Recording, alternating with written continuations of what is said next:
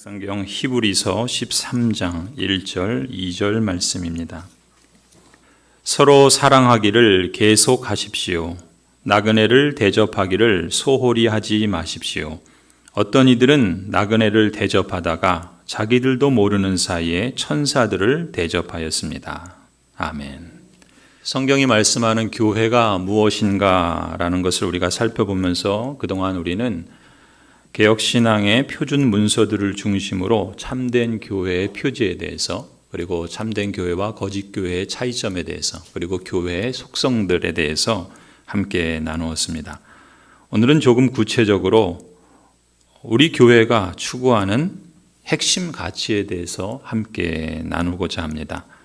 제가 2016년 7월에 담임 목사로 부임해서 우리 교회가 앞으로 이런 교회가 되었으면 합니다 라는 뜻에서 4가지 핵심 가치에 대해서 설교를 한 적이 있습니다. 우리 교회 홈페이지를 보시면은 그 내용을 담아내고 있는데, 거기 이제 핵심 가치를 보시면은 고향제일교회는 따뜻한 교회입니다. 고향제일교회는 재미있는 교회입니다. 고향제일교회는 영적인 교회입니다. 그리고 고향제일교회는 보람있는 교회입니다.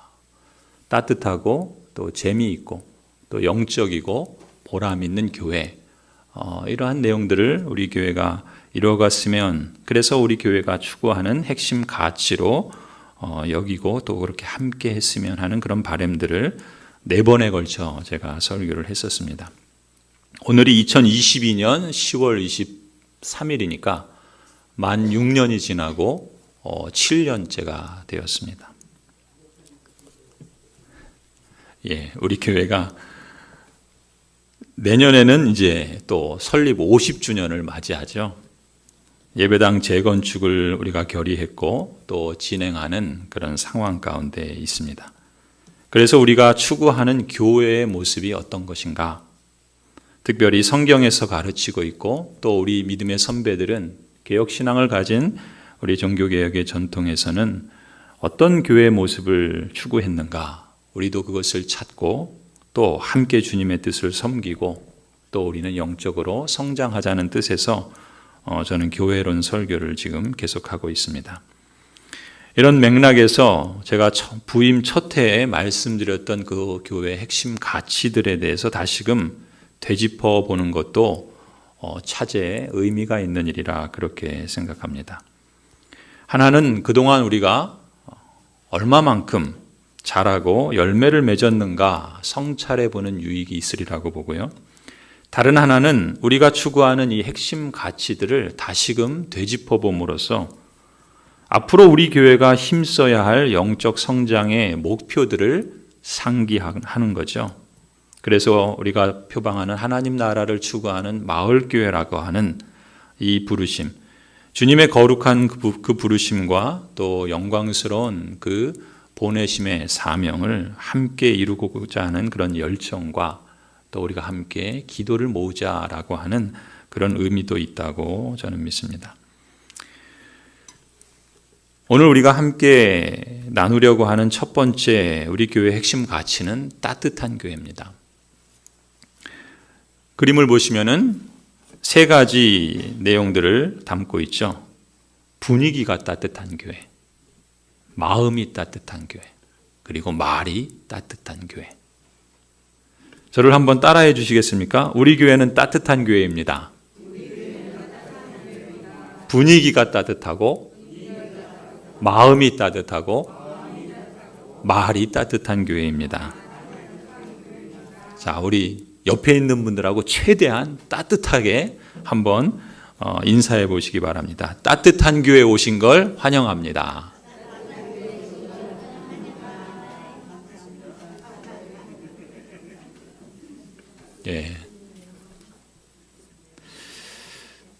서로에게 따뜻하게 인사하시는 모습을 보니까 그때 제가 드렸던 썰렁한 이야기가 떠오릅니다. 세상에서 가장 따뜻한 바다가 어떤 바다라고 했는지 제가 물었었죠. 여러분, 세상에서 가장 따뜻한 바다가 어떤 바다이겠습니까? 따뜻해입니다. 따뜻해. 그랬더니 어떤 분이 따뜻하긴 뭐가 따뜻해? 에이, 열받아. 그렇게 말하는 겁니다.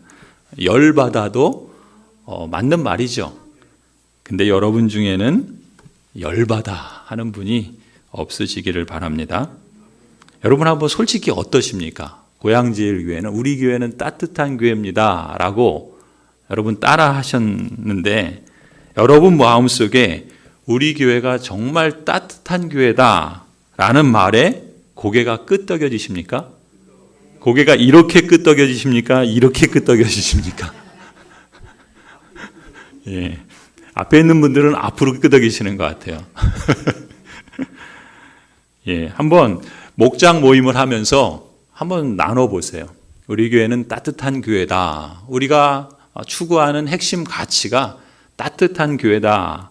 여러분, 따뜻하다라고 하는 것을 우리의 핵심 가치로 여긴다는 것은 달리 말하면 우리의 삶이, 우리의 인생 여정이 어쩌면 교회도 따뜻하지 않다라는 것을 염두에 두는지도 모르겠어요. 그렇지 않습니까? 우리가 코로나 시대를 살면서 더 그런지도 모르겠습니다. 여러분, 우리가 신자라고 하더라도 완전하지 않죠. 우리가 완전하기 때문에 하나님께서 우리를 구원해 주신 것이 아니지 않습니까? 우리에겐 연약함이 있습니다. 그렇기 때문에 우리는 교회 생활하면서 열받는 경우들이 있지요. 그렇지 않습니까? 저만 열받습니까? 여러분은 열받지 않으세요? 물론 우리가 열받아 하시는 분이 없으면 하는 것이 우리의 공통된 바람이라고 믿습니다. 하지만 그런 경우들도 없지 않아 있을 수 있고 그렇기 때문에 우리가 교회로서 좀 더 따뜻한 교회가 되고자 모두 함께 그렇게 마음을 쓰고 또 그렇게 이루어 가자라는 것이죠. 여러분, 지금 이 자리에서 함께 예배드리는 여러분 한 분 한 분이 바로 따뜻한 교회를 이루어가는 그 출발에 있고 그 장본인이고 그 증인이다. 저는 그렇게 믿습니다. 다른 사람이 그렇게 해 주어야 되겠지 하는 그런 마음도 있어야 되겠지만 제 자신이 또 우리가 다 그런 마음을 가져야 되는 것이 아니겠는가. 여러분, 그렇다면 따뜻한 교회를 이루어가기 위해서 우리 모두가 함께 마음 모아서 힘써야 할 실천이 무엇인가. 앞서 말씀드린 것처럼 세 가지입니다. 첫 번째는 분위기가 따뜻한 교회입니다. 분위기가 따뜻한 교회. 여러분, 교회마다 분위기라는 게 있죠? 그렇습니다. 분위기는 안에 있는 사람들은 잘 못 느껴요. 그런데 새가족이나 우리 교회를 방문하는 분들은 바로 느낍니다. 쉽게 느껴요. 아, 이 교회는 이런 분위기구나. 말을 하지 않아도 그냥 몸에서 느낍니다. 그렇죠? 그런 면에서 우리 교회도 어떤 분위기가 있어요. 그런데 그 분위기가 따뜻한 교회다라고 하는 그런 분위기가 우리 안에 확대되고 넘쳐나기를 기대하고 소망하는 것이죠. 처음 우리 예배당을 찾아오면서 우리 예배당 건물을 보면서 느끼는 분위기가 있어요. 또 우리 예배당 문을 들어서서 그 마당에 들어섰을 때 그 우리 주변 환경을 보면서 느끼는 분위기가 있습니다. 마당에 들어오면서 안내하시는 분들의 태도나 표정이나 말, 거기서 느끼는 분위기도 있죠. 또 예배당에 들어와서 인테리어를 본다든지 의자를 본다든지 음향이나 뭐 여러 가지 조명이나 심지어 냄새까지도 거기서 느끼는 분위기가 있습니다. 우리가 예배 시작 전에 앉아있는 모습들, 또 이야기하는 모습들, 또 그 분위기들, 거기서 또 오고 가는 대화 속에서 느끼는 분위기도 있죠. 예배 드리는 중에도 분위기가 있어요. 예배 순서를 보면서 어떤 느끼는 분위기가 있죠. 또 찬양하는 태도, 목소리, 또 기도자, 찬양대, 헌금하는 방식, 설교를 하는 저에게서 느끼는 분위기도 있을 겁니다. 가령 우리가 우리 교회에 새로 오시는 분들, 방문하시는 분들은 우리 교회가 부르는 임예송, 하나님 나라 복음의 노래에 보면은 나름대로 느끼는 분위기가 있어요. 어떤 분은 가사가 참 좋다고 하시는 분도 있고 어떤 분은 좀 이상한 노래를 하네라고 느끼시는 분들도 있고요. 또 우리는 제네바 교리문답을 교독을 하지 않습니까? 뭐 이상한 거를 하고 있다라고 여기시는 분들도 있고, 참 이게 성경의 가르침을 잘 설명해 준다 느끼시는 분들도 있고요. 우리가 니케아 신경을 하잖아요. 어떤 분은 니케아 신경을 하는 거 보고서 이단이라고 생각해서 그냥 예배 중에 나가시는 분들도 계셨습니다. 그러니까 분위기가 있는 거예요.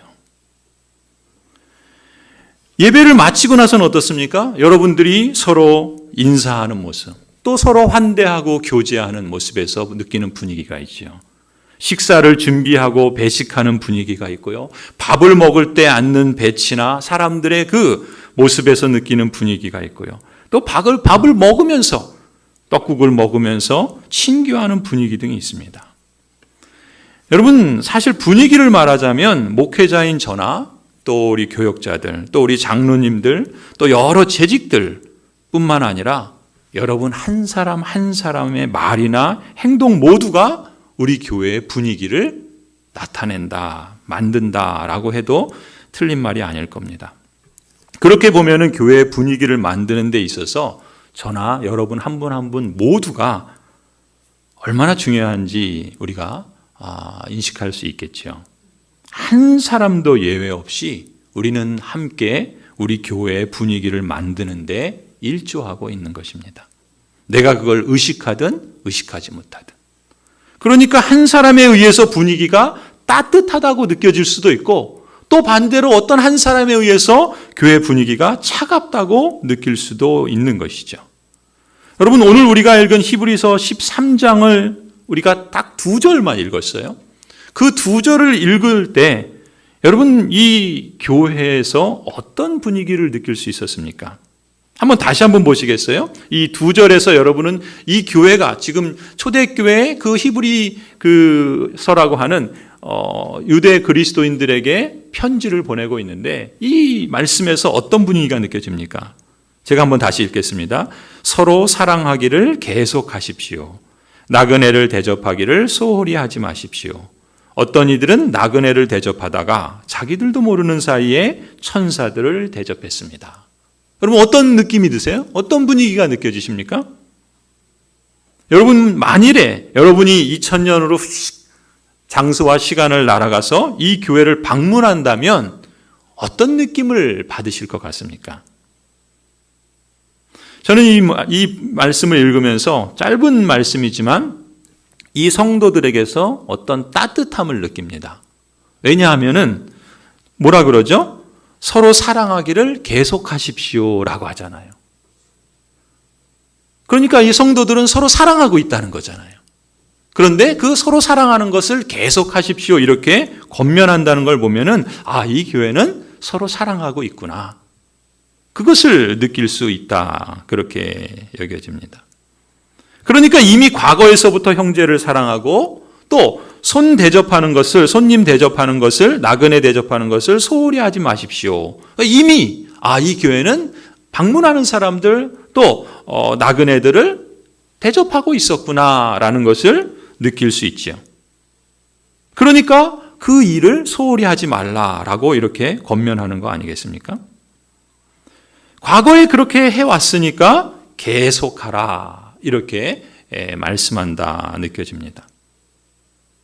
여러분 이런 따뜻함을 잃지 않고 유지하는 것이 얼마나 중요한가.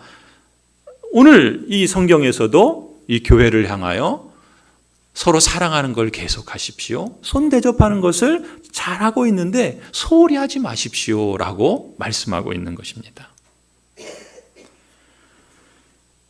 심지어 자신도 모르는 사이에 누구를 영접하기도 한다고요? 천사를 영접한다 그러기도 합니다. 우리가 그 구약에 보면 아브라함이 그랬잖아요. 그렇죠? 지나가는 나그네를 영접해서 정성을 다해서 대접했는데 알고 보니까 천사였죠. 하나님이셨어요.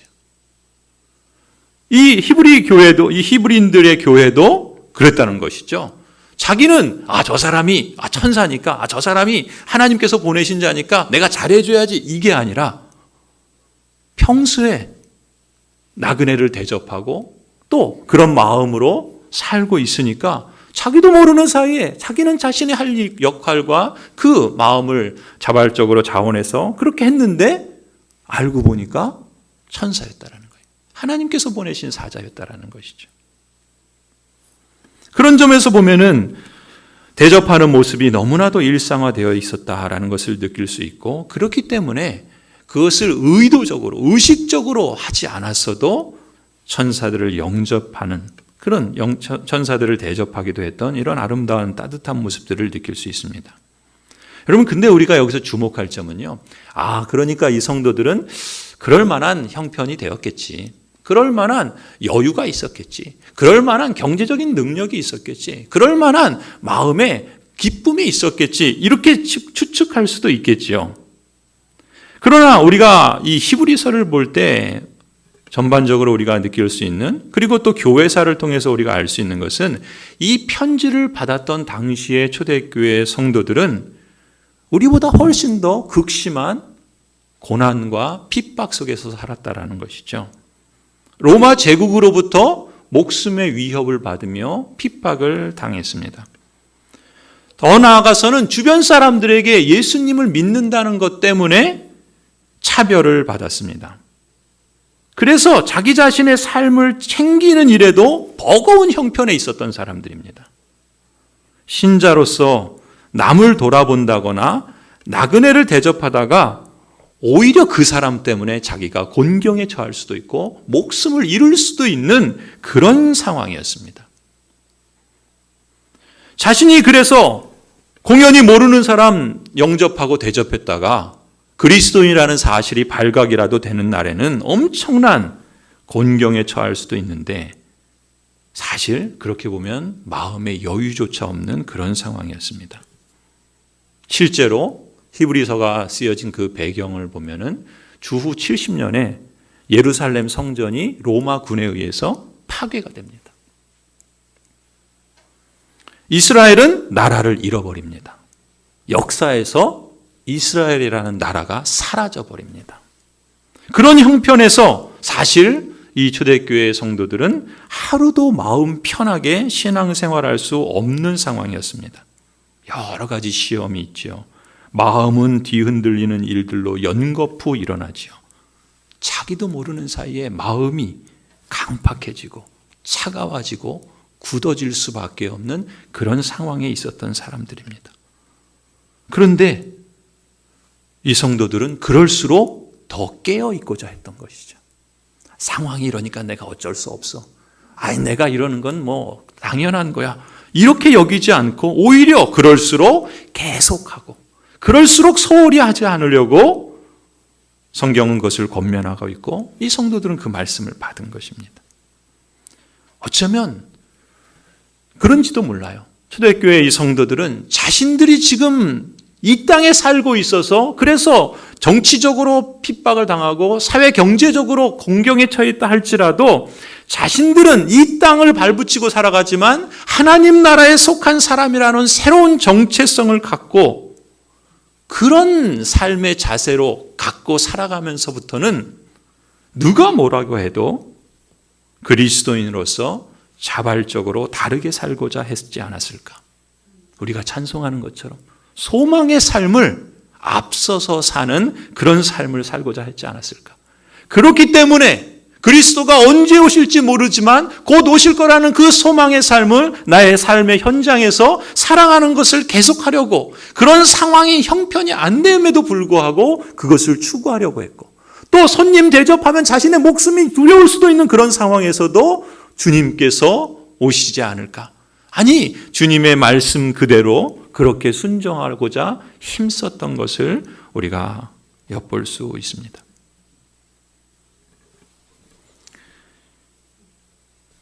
그래서 최우선으로 힘써야 할 것이 바로 이제까지 힘써왔던 새로운 가족 공동체로서 교회다운 분위기,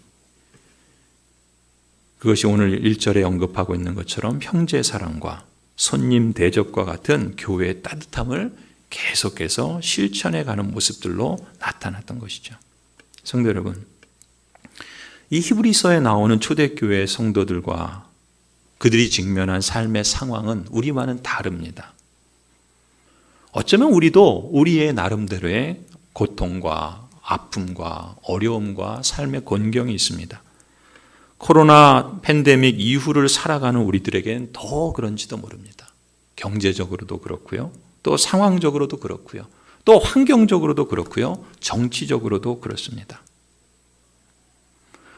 어쩌면 오랜 시간 사회적 거리를 두기를 해서 그런지 지금도 우리는 마스크를 쓰고 다니고 있고 지금 예배당에서도 마스크를 쓰고 예배를 드리지 않습니까? 사회적 거리두기를 해서 그런가 사람들 사이에 거리감이 더 멀어진 듯한 그런 느낌도 느끼게 됩니다.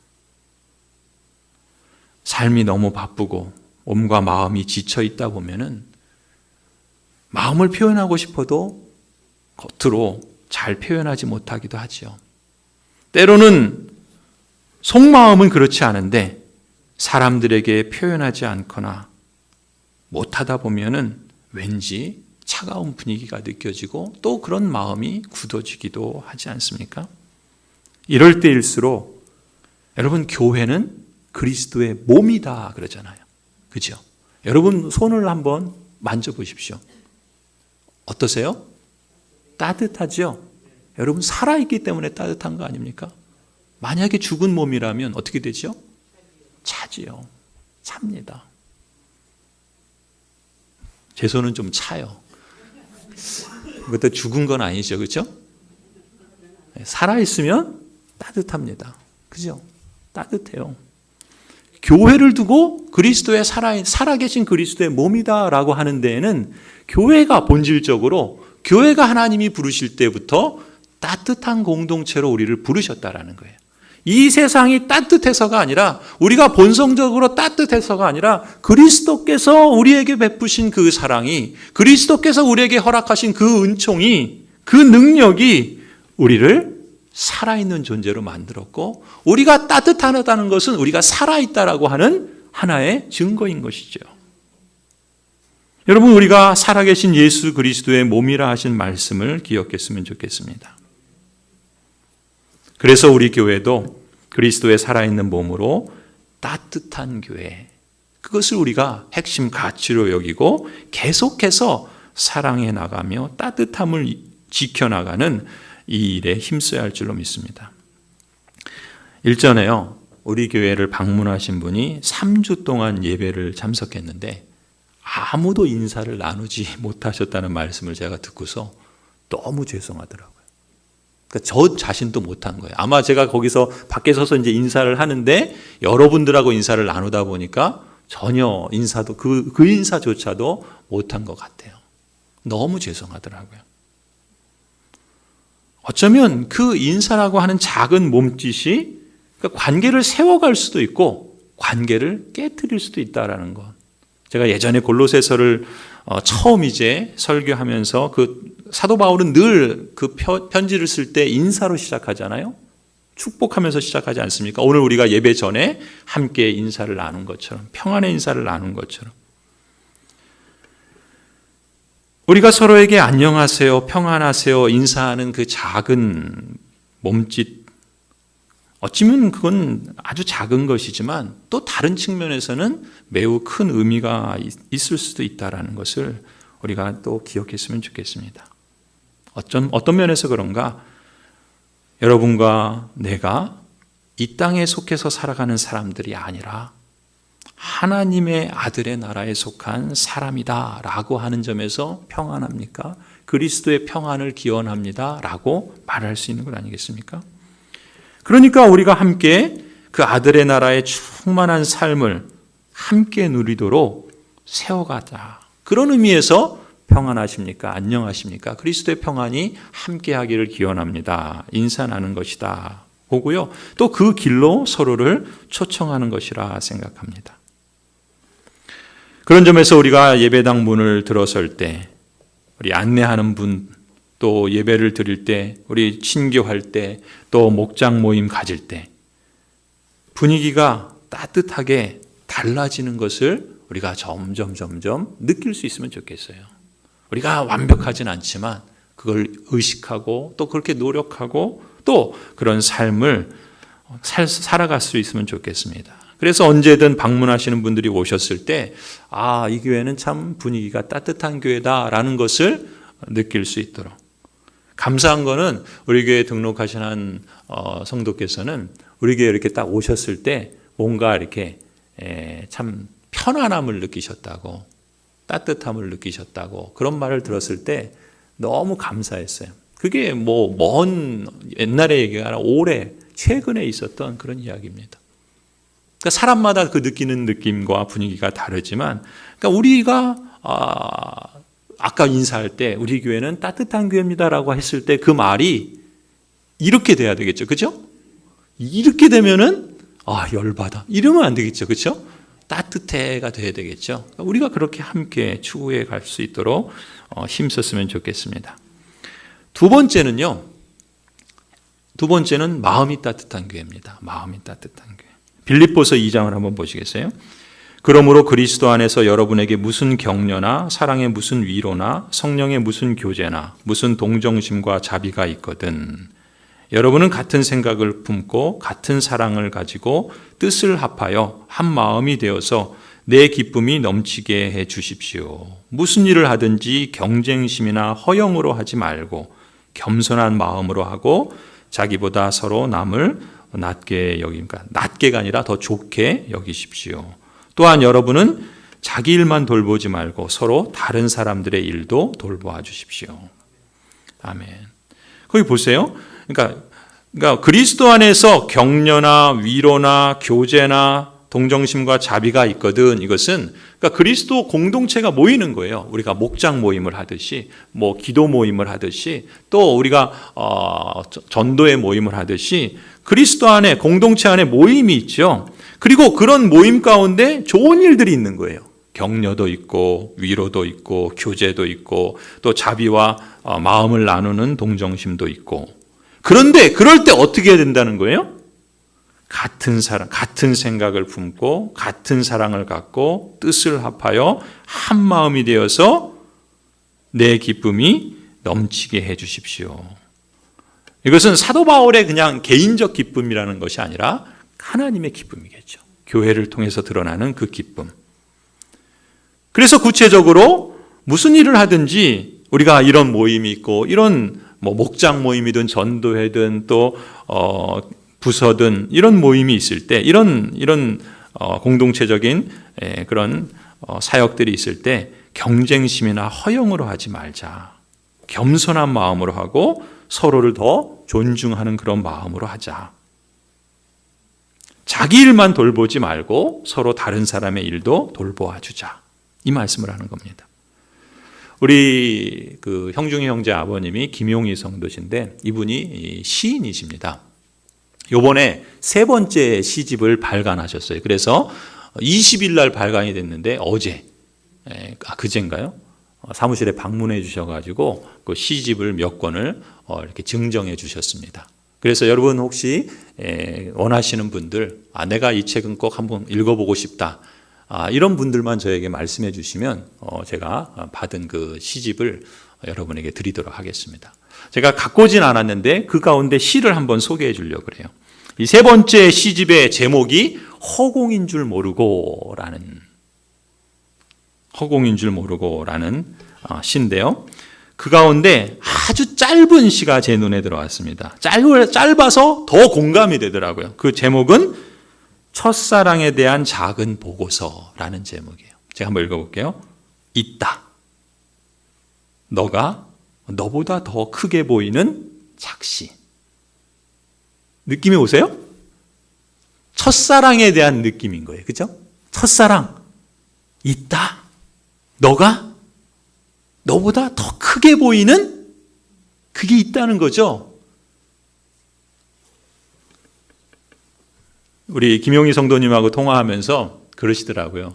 제가 생각할 때는 시는 쓰신 분의 어떤 그 의미와 또 그 시를 쓸 때 어떤 상황과 또 그 어떤 그 나름대로의 가치들이 있다고 보는데 오히려 김용희 성도께서는 읽는 사람에 따라서 그 시가 읽혀지고 느껴지고 또 그렇게 경험될 수도 있다라는 거예요. 그래서 이 시를 소개하는 마음은 그런 겁니다. 여러분, 이 마음이 따뜻하다라는 것은 뭐겠습니까? 상대 그 모습보다 더 크게 보이는 것이다. 그렇게 느껴지는 거예요. 제가 이 시를 보면서 그런 게, 그러니까 이게 첫사랑이 그런 거 아닙니까? 첫사랑은 상대를 보면서 저 사람이 그 사람의 그 어떤 자체보다 더 크게 보이는 거잖아요. 그러니까 사랑에 빠진 거 아니겠습니까? 저만 그런 것 같아요.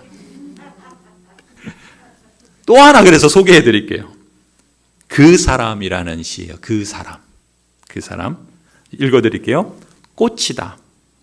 가끔은 꽃잎 속에 숨은 가시가 날카로움을 세우기도 하지만, 제가 중간에 생략합니다. 꽃이 아름다운 건 그냥 꽃이기 때문이다. 여러분 한번 보세요. 꽃이다. 가끔은 꽃잎 속에 숨은 가시가 날카로움을 세우기도 하지만 꽃이 아름다운 건 그냥 꽃이기 때문이다. 여러분 이 시의 제목이 뭐죠? 그 사람이에요. 그래서 제가 꽃 대신에 그 사람을 넣어봤어요. 그래서 한번 읽어볼까요? 그 사람이다. 가끔은 그 사람 속에 숨은 가시가 날카로움을 세우기도 하지만 그 사람이 아름다운 건 그냥 사람이기 때문이다. 그죠? 뭔가 느낌이 오죠? 여러분, 따뜻한 마음이 뭐겠습니까? 우리가 서로를 볼 때 그 서로가 아름다운 건 그냥 그 사람이기 때문에 아름다운 거예요. 우리가 그리스도 안에서 서로를 볼 때 따뜻한 마음을 갖고 그 사람이 아름답게 보이는 것은, 그렇게 그 사람보다 더 크게 보이는 것은 하나님의 형상으로 지음받은 사람으로 보기 때문 아니겠습니까? 그 사람이 예수 그리스도께서 당신의 목숨을 바쳐가면서 그렇게 죽으실 만한 그런 가치 있는 사람으로 보이기 때문에 그렇게 아름다운 것 아니겠습니까? 따뜻한 마음은 그런 것 아닐까 싶습니다. 예수 그리스도께서 죽음으로 값주고 사셨기에 다른 사람을 크게 보려는 마음, 하나님의 형상으로 지음받았기에 아름답게 보려는 마음에서 그 따뜻한 마음이 커질 수 있겠구나라는 것을 배우게 됩니다. 그런 점에서 여러분, 선교가 무엇입니까? 제가 이건 그때 설교했던 내용인데요. 저는 선교는 길을 놓는 거라고 생각을 합니다. 근데 어떤 길을 놓는 건가? 선교는 하나님의 마음이 있는 곳에 우리의 마음길을 놓는 게 선교라고 생각합니다. 선교는 하나님의 마음이 바라보는 곳에 우리의 눈길을 놓는 것이 선교라고 봅니다. 선교는 하나님의 마음이 울고 있는 어두운 땅에 우리의 손길과 발길을 놓는 것이 선교라고 믿습니다. 그 찬양 있죠? 아버지 당신의 마음이 있는 곳에 나의 마음이 있기를 원해요. 아버지 당신의 눈물이 고인 곳에 나의 눈물이 고이길 원해요. 아버지 당신이 바라보는 영혼에게 나의 두 눈이 향하길 원해요. 아버지 당신이 울고 있는 어두운 땅에 나의 두 발이 향하길 원해요.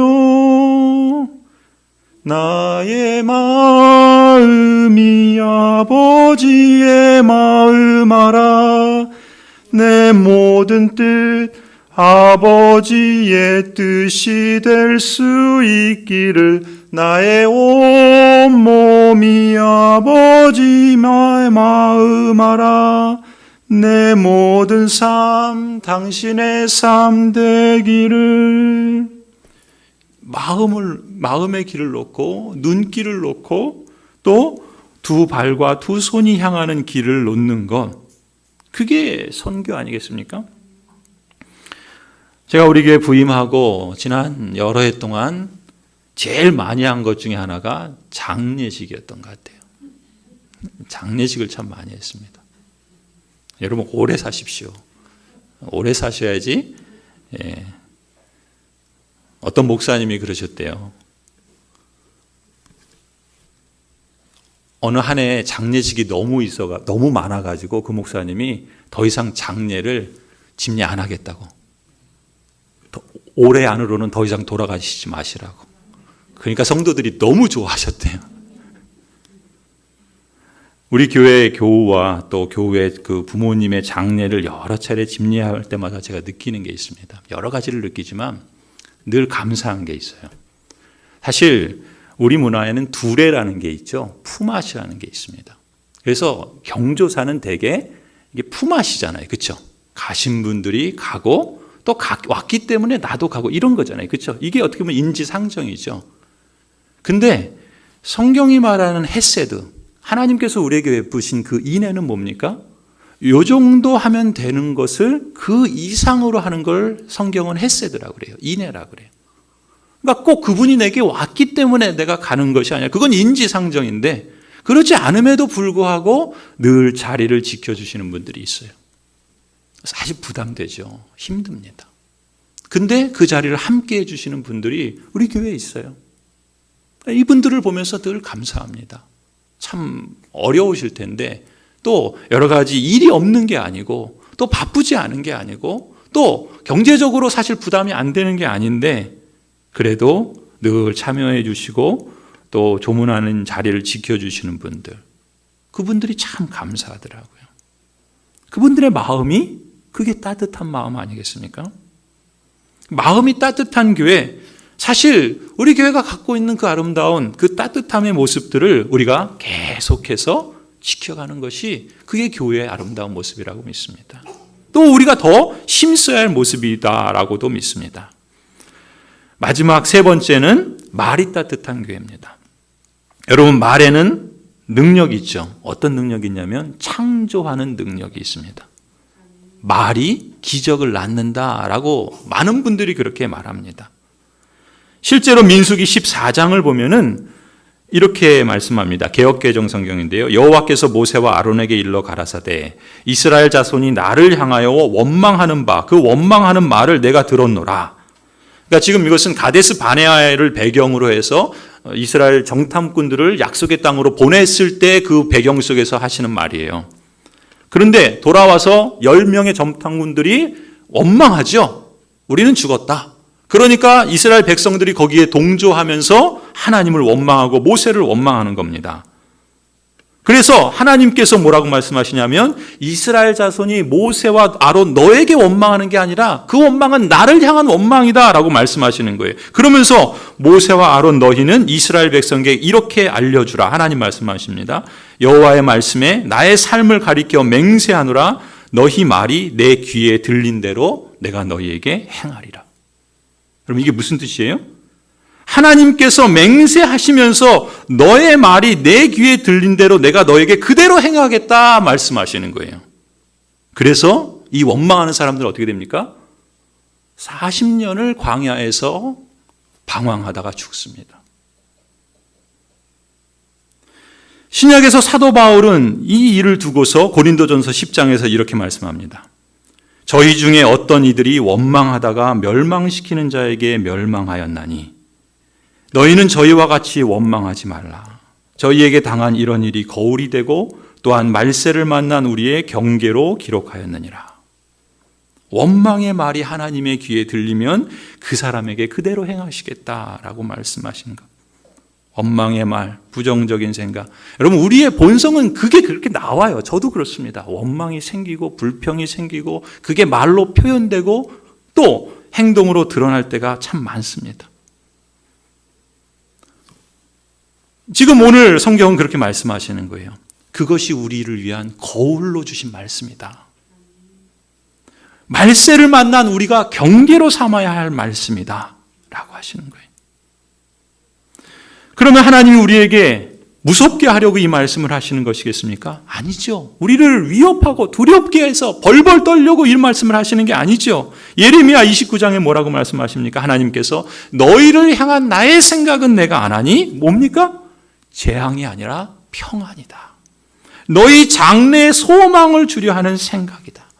하나님께서 우리에게 말씀하시는 의도는 무엇이겠습니까? 우리가 진정한 평안으로 나아가도록, 우리에게 진정한 소망의 길로 나아가도록 하시려는 말씀이라는 것이죠. 여러분, 예레미야 29장 11절 다음에 이 말씀 뒤에 나오는 말씀이 뭔지 아세요? 여러분 보시는 것처럼 우리 같이 한번 읽어볼까요? 너희는 내게 부르짖으며 와서 내게 기도하면 내가 너희를 들을 것이요 너희가 전심으로 나를 찾고 찾으면 나를 만나리라. 우리가 잘 아는 말씀이죠. 내가 전심으로 하나님을 찾고 찾으면 하나님께서 나를 만나 주시겠다라고 하시는 이 말씀이 어디에 근거하고 어디를 배경으로 합니까? 하나님께서 우리를 향하여 갖고 계신 생각은 재앙이 아니라 평안을 주려는 거예요. 우리에게 장래 소망을 주시려는 거예요. 심지어 하나님께서 지금 이 민수기 14장에 원망하는 이스라엘 백성들을 향하여 그 내 귀에 들린 대로 행하시겠다 하시는 그 말씀도 우리를 두렵게 하시려고 하시는 말씀이 아니라는 거예요. 우리에게 진정한 평안이 뭐고 우리에게 진정한 생명의 길이 무엇인가를 우리에게 알려주심으로 우리가 장래 참된 생명의 길로 나아가도록 하시는 아버지의 마음인 거죠. 그게 따뜻함 아니겠습니까? 그래서 골로새서 4장에서 말씀합니다. 여러분의 말은 소금으로 맛을 내어 언제나 은혜가 넘쳐야 합니다. 우리의 말에 맛이 있다라는 거예요. 우리의 말에 온기가 있다라는 거예요. 우리가 그것을 연습해야 되고 그것을 의식해야 되고 그것을 그렇게 실천해야 한다라는 것이죠. 그래서 뭐라 그럽니까? 여러분은 각 사람에게 어떻게 대답해야 마땅한지를 알아야 합니다. 우리가 사람들에게 대화하면서 어떻게 대답하는 것이 내 말에 맛을 내는 그런 말인가라는 것을 생각하고 그것을 훈련하고 연습하고 실천하라는 거예요. 그래서 어떻게 대답해야 마땅한지를 알아야 된다는 거예요. 저도 오늘 아침에도 어떤 말을 하고 나서 내가 이 말을 왜 했지? 뒤돌아보니까 또 제 자신이 이게 참 나의 연약함이고 나의 이런 참 죄된 모습이구나라는 걸 느끼게 됩니다. 우리가 그렇습니다. 그러나 그렇기 때문에 포기할 것이 아니라 끊임없이 우리를 그리스도의 뜻에 복종시켜 나가며 순종의 길로 나아야 되겠죠. 우리의 말에 따뜻함이 있도록 은혜가 넘치는 말이 되도록 덕을 세우는 말을 하려고 힘써야 되겠죠. 배려하는 말을 하려고 노력해야 할 것입니다. 그 말이 하나님께 드리는 말이건 그게 뭐예요? 기도죠. 그리고 우리 옆에 있는 사람들에게 하는 말이건 그것이 따뜻함이 배어나오는 말을 표현하는 노력을 우리가 기울여야 할 줄로 믿습니다. 시편 19편 말씀처럼 여호와여 내 입의 말이 내 마음의 묵상이 주님께 연락되기를 원합니다. 내 입의 말과 마음의 생각이 주님 앞에 연락되기를 원합니다. 주님께서 기뻐 받으시는 말과 그 마음 거기에 하나님께서 은혜와 하나님의 역사하심이 있으리라 믿습니다. 설교를 마무리합니다. 고양지일교회는 따뜻한 교회입니다. 분위기가 따뜻하고 마음이 따뜻하고 말이 따뜻한 교회. 우리가 함께 세워가고 함께 계속해 나가고자 하는 우리의 핵심 가치가 바로 이 따뜻함에 있다는 것을 우리가 기억하고 또 우리가 힘써 그 일을 계속해 나갈 수 있기를 간절히 소원합니다. 우리 모두 함께 마음을 쓰고 힘써서 따뜻한 교회로 더욱 성장하기를 간절히 축원합니다.